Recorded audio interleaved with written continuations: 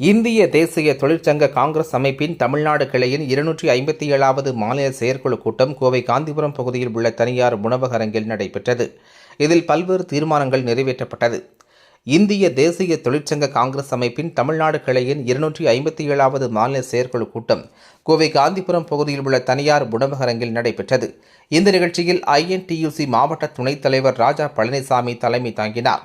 INTUC CTC இணை செயலாளர் ராஜேஷ் பிரேம்குமார் முன்னிலை வகித்தார். இந்த மாநில செயற்குழு கூட்டத்தில் சிறப்பு விருந்தினராக கடலூர் நாடாளுமன்ற உறுப்பினர் விஷ்ணு பிரசாத் கலந்து கொண்டு INTUC அமைப்பின் பல்வேறு கோரிக்கைகளை அரசுக்கு எடுத்துக் கூறினார். தொடர்ந்து செய்தியாளர்களிடம் கூறிய விஷ்ணு பிரசாத் கூறுகையில், தமிழ்நாடு INTUC சார்பாக மாநில செயற்குழு கூட்டம் கோவையில் நடைபெற்று வருகிறது.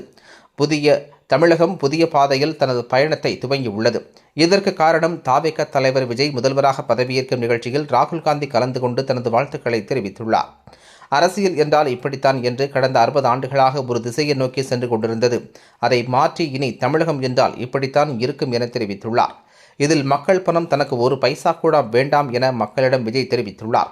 அந்த நம்பிக்கையை ஏற்று மக்கள் அவருக்கு இந்த பொறுப்பை வழங்கியுள்ளனர். அதனை அவர் சிறப்பாக செய்வார் என நம்புவதாக தெரிவித்தார். இனி தமிழகம் நல்ல பாதையில் பயணிக்கும் என தெரிவித்தார்.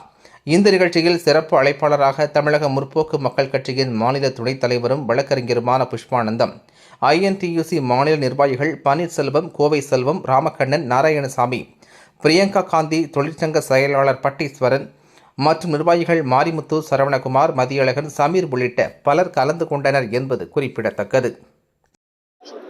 தமிழ்நாடு INTUC சார்பாக இன்று மாநில செயற்குழு கூட்டம் நம்முடைய கோவை மாவட்டத்திலே சிறப்பாக நடைபெற்றுக் கொண்டிருக்கிறது.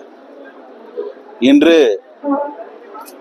தமிழகம் ஒரு புது பொலிவுடன் புதிய திசையிலே பயணிக்கின்ற பயணத்தை துவங்குகின்ற நாள்.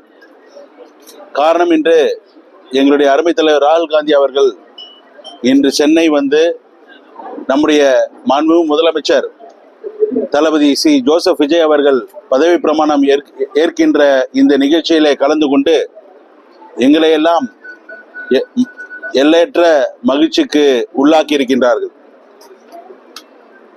அரசியல் என்றால் இப்படித்தான் இருக்க வேண்டும் என்று ஒரு 60 ஆண்டு காலமாக தமிழகம் ஒரு திசையை நோக்கி சென்று கொண்டிருந்தது.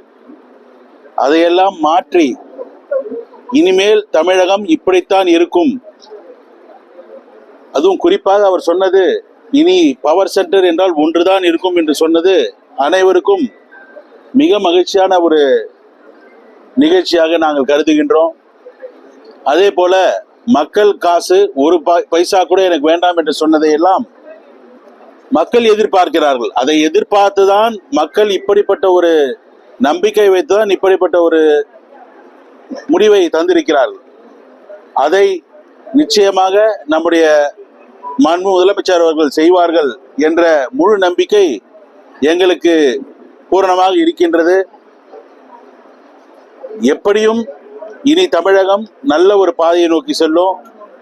கடன் இருக்கிறது என்று சொல்லுகிறார்கள், ஒரு வெள்ளை அறிக்கை இருக்கிறது தருவேன் என்று சொல்லுகிறார்கள், மாற்று கருத்து இல்லை. ஆனால் கடந்த ஆண்டுகள் எல்லாம் இந்த பட்ஜெட்ல ஒரு 6 லட்சம் கோடி பட்ஜெட் என்று சொன்னால் கிட்டத்தட்ட ஒரு 8 லட்சம் கோடி 9 லட்சம் கோடி பணி செய்யலாம். ஆனால் அதையெல்லாம் செய்ய தவறிய காரணத்தினால்தான் இன்று மக்கள் புறக்கணித்து விட்டார்கள். 1 கிலோமீட்டருக்கு ஒரு கோடிக்கு போட வேண்டிய 1 கிலோமீட்டர் ரோடுனா இவங்க ஒரு 200 மீட்டர் போடுவாங்க. இது கடந்த காலம். இதை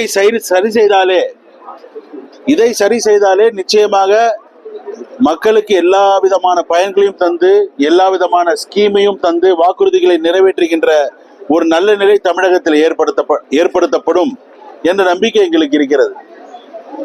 கனிம வளங்கள் கொள்ளையடிக்கப்பட்டன. ஆனால் அதற்கு இன்று ஒரு விடிவு காலம். இயற்கை சீரழியாமல் பாதுகாக்கின்ற ஒரு நல்ல சூழல் நம்முடைய மாண்பு முதலமைச்சர் அவர்கள் ஏற்படுத்துவார்கள், எங்களுடைய ஆட்சி ஏற்படுத்தும் என்று இந்த தருணத்திலே நாங்கள் எல்லாம் பெருமைப்படுகின்றோம். இப்படிப்பட்ட ஒரு சூழல், எல்லா துறைகளிலும் ஊழல்.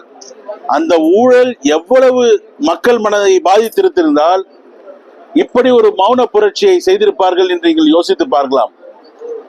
எல்லாவற்றையும் பணம் கொடுத்து வாங்கி விடலாம். ஆனால் மக்களுடைய மனதை ஒரு காலம் வாங்க முடியாது என்று இன்று உள்ளபடியே நாங்கள் அனைவரும் தமிழ்நாட்டு மக்களை மிக பெருமையாக நினைக்கின்றோம்.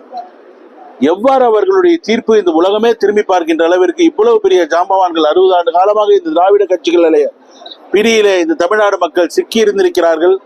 அவர்கள் அதை உடைத்தெறிய வேண்டும் என்ற ஒரு நோக்கத்தோடு அவர்கள் செய்த இந்த செயல் உலகமே திரும்பி பார்க்கின்ற அளவுக்கு இருந்திருக்கின்றது. அதிலே நாங்களும் ஒரு பங்கு வகித்திருக்கின்றோம். அவருக்கு நாங்கள் பலமாக முதலாக இருந்திருக்கின்றோம் என்பதை நினைக்கும் போது எங்களுக்கு எங்களுடைய தலைவர் ராகுல் காந்தியை நினைத்தால் பெருமையாக இருக்கின்றது. எனவே இனிவரும் காலங்களிலே நாங்கள் என்னுடைய INTUC, இது குறிப்பாக INTUC தொழிலாளருடைய மேம்பாட்டிற்காக நடத்தப்படுகின்ற ஒரு காங்கிரஸ் உடைய சங்கம். இந்த தொழிலாளர்களுடைய நலம் எவ்வாறெல்லாம் கடந்த ஆண்டுகளிலே சூறையாடப்பட்டன, அவர்களுக்கு கிடைக்க வேண்டிய பணப்பலன்கள் எல்லாம் பறிக்கப்பட்டன, மறுக்கப்பட்டன. இதையெல்லாம் இனிவரும் காலங்களிலே பேச்சுவார்த்தையின் மூலம் சிறப்பான ஒரு தொழிலாளர்கள் சேர வேண்டிய பயன்கள் அத்தனையும் கிடைக்கும். அவருடைய வாழ்க்கை மேம்படுத்தப்படும், அவர்கள் வாழ்க்கைக்கு உத்தரவாதம் அளிக்கப்படும் என்ற உறுதியினை எங்களால் தர முடியும் என்ற நம்பிக்கை எனக்கு இருக்கிறது. இனிவரும் காலங்கள், இது பொற்காலம். தமிழகத்திலே 60 ஆண்டு காலம் ஒரு ஈரா முடிந்து விட்டது, ஒரு சகாப்தம் முடிந்து விட்டது. இனி சிறப்பான ஒரு எதிர்காலத்தை நோக்கி நாம் வீரநடை போடுவோம் என்ற நிம்மதியோடு இந்த தீர்மானங்களை எல்லாம் இன்று வாசித்தோம். சிறப்பான ஒரு தீர்மானங்கள். அந்த தீர்மானங்கள் நிச்சயமாக நிறைவேற்றப்படும். எவ்வளவு மக்கள் மனதிலே இவ்வளவு ஒரு அழுத்தம் இருந்தால், இத்தனை ஆண்டு காலம் இவர்கள் அழுத்தப்பட்டு தாழ்த்தப்பட்டு அமுக்கப்பட்டு புறக்கணிக்கப்பட்டு இருந்தால், இதுவரை நடந்த தேர்தலாம் ராமாண்டா என்ன ராவணாண்டா என்ன தான் போனாங்க. ஆனால் இந்த தேர்தலில் மட்டும்தான் மக்கள் எண்ணினார்கள். சாதாரணமா ஒரு தேர்தல் நாளன்று அரசியல் கட்சி எல்லாம் பிஸியா இருக்கும். பூத் இருக்கும், ஆட்டோல கொண்டு வருவாங்க, கொடி போட்டிருப்பாங்க, மஃப்ளர் போட்டிருப்பாங்க. ஆனால் இந்த தேர்தலில் எங்களால் பார்க்க முடிந்தது, அரசியல் கட்சிகள் எல்லாம் சும்மாதான் இருந்தது. பொதுமக்கள் தான் இந்த தேர்தலை தங்களுடைய தோள்களை சுமந்து இந்த தேர்தலை நடத்தி இருக்கிறார்கள் என்றால் அந்த அளவிற்கு இந்த தேர்தல் முக்கியத்துவம் வாய்ந்த தேர்தலாக கருதப்படுகிறது. இதை மென்மேலும் வளரவிட்டால் தமிழகம் ஒன்றுமில்லாத ஒரு காடாகிவிடும் என்று அவர்கள் நினைத்த காரணத்தினால்தான் இவ்வளவு பெரிய மாற்றத்தை தந்தார்கள். அதை நாங்களும் ஏற்கனவே யூகித்தார் எங்களுடைய தலைவர். ஆனால் சற்று காலதாமதமாக இருந்தாலும் சரி, எப்போ நம்முடைய முதலமைச்சருக்கு ஒரு சிக்கல் ஏற்படுகிறது, அவருக்கு பக்கபலமாக இருக்க வேண்டும் என்ற சூழல் வரும்பொழுது முதலாக குரல் கொடுத்து நான் இருக்கிறேன், உங்களுக்கு தோளோடு தோள் கொடுப்போம் என்று உதவிக்கரம் நீட்டிய எங்களுடைய அருமை தலைவர் ராகுல் காந்தி அவர்களுக்கு இந்த தருணத்திலே எங்களுடைய மனமார்ந்த நன்றியை தெரிவித்துக் கொள்கின்றோம்.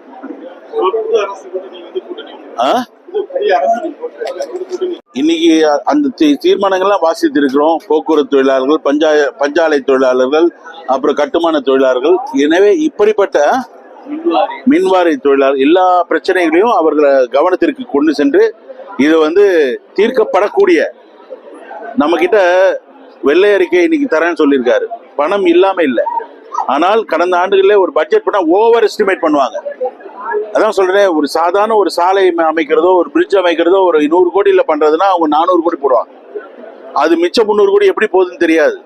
எனவே அதையெல்லாம் நாம் சரி செய்தாலே நமக்கு நிறைய பணம் மிச்சமாகும். அந்த பணத்தில் இவர்கள் கொடுத்த வாக்குறுதிகள் மேல் கூட செய்ய வாய்ப்பு இருக்கிறது என்பதை நாம் சுட்டி காட்டுவோம், சுட்டி காட்டி இருக்கிறோம், இப்பொழுதும் சுட்டி காட்டுவோம்.